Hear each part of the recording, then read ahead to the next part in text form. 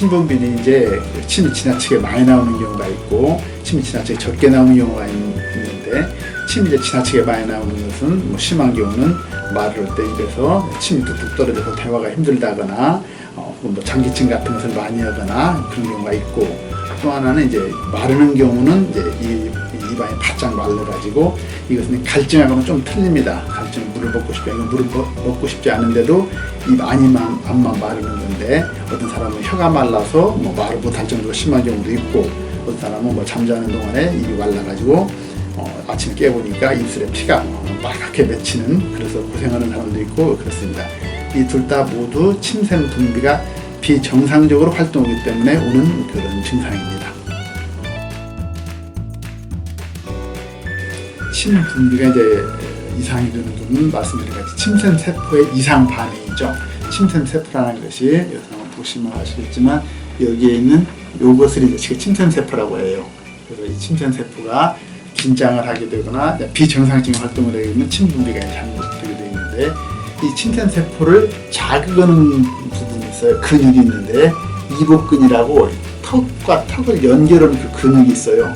그 이복근이 긴장을 하게 되면은 이제 그 침샘 세포가 이상이 생기게 되는 거죠. 그래서 보통 사람들의 경우 좀 어려운 자리에서 사람들 만나서 말을 할 때 그런 장기침을 하면서 하거나 혹은 노래를 할 때 하면서 노래를 하는 이유가 긴장을 하게 되면 이 이복근이 바로 반응을 하게 됩니다. 이 이복근이 긴장해서 반응을 하게 되면 바로 침샘에 영향을 미치게 되고, 그 침샘의 영향으로 인해서 입이 침이 많이 나오거나 가래가 생기거나 침이 많이 말라서 물 같은 걸 마시게 되는 이유가 바로 거기에 있는 것입니다.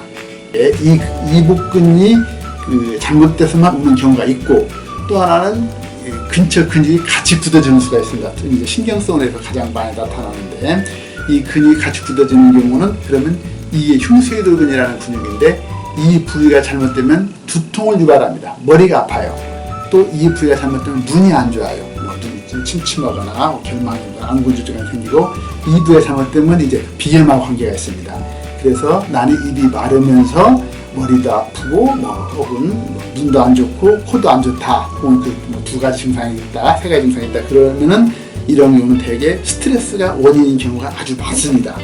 즉 보통 사람들의 경우는 순간적으로 긴장할 때만 마거나 그러는데, 물을 마시거나 그러는데, 자주 그러는 사람들은 스트레스가 원인이 됐기 때문에 이게 항상 긴장되어 있습니다.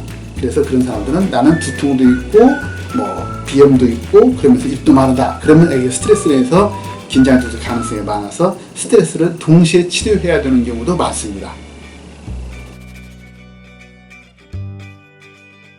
침분비 상황에 말씀드린 것 같이 이복근의 긴장을 풀면 됩니다. 이복근의 긴장을 풀게 되면 침샘 세포가 제대로 작동해서 이제 정상적인 분비로 이제 활동을 하게 되는데, 침 마름이나 침이 너무 많이 나오는 것이나 똑같은 치료 방법은 똑같습니다. 이복근의 긴장을 푸는데, 이복근 긴장을 푸는 방법이 이제 여러 가지가 있었습니다. 마사지를 한다든지, 따뜻하게 여기를 찜질을 한다든지, 침을 놓는다든지, 이제 여러 가지 방법이 있었는데, 그래서 상당히 기간 제가 오래 써봤습니다. 근데 그것이 참 치료율이 상당히 좀 떨어져요. 그래서 제가 침스밴드라는 것을 만들어서 그것을 이 치료에다가 응용을 하고 있습니다. 상당히 이제 그런 기존에 있는 침이나 마사지 그런 방법을 좀 잘 들어서 지금 많이 사용하고 있는데, 여기도 제가 잠깐 붙여봤는데 이렇게 턱 주위 이렇게 이복근을 감싸는 이런 치료를 하고 있습니다. 이렇게 치료를 하게 되면은 이제 치료가 잘 되고, 만약에 이제 턱에다 붙이는 피부가 너무 약하거나 그런 사람들의 경우는 이제 이것을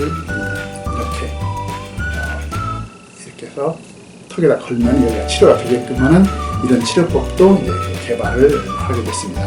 그래서 간다는 경우는 여기다만 치료를 하면 되는데, 이복근만 치료를 하게 되는데, 만약의 경우 신경성 증상을 내세우는 경우는 말씀드린 것 같이 나는 입이 마르면서 머리도 띵하다, 눈도 침침하다, 비염도 있다, 그러면 신경성에서 오는 가능성이 높습니다. 그래서 만약에 여기다 붙여봐서 효과가 조금 좀 미진하거나 혹은 난 비염이랑 같이 있다고 하면은 가슴 치료를 동시에 해야 됩니다. 가슴 치료라는 신경성 치료를 말하는 건데, 피곤하지 않게 하는 치료죠. 아침에 개운하게 해서 근육이 쫙 풀리게 하는 그런 치료인데, 그 치료를 반드시 병행해야 완전히 치료의 근원이 되는 것입니다.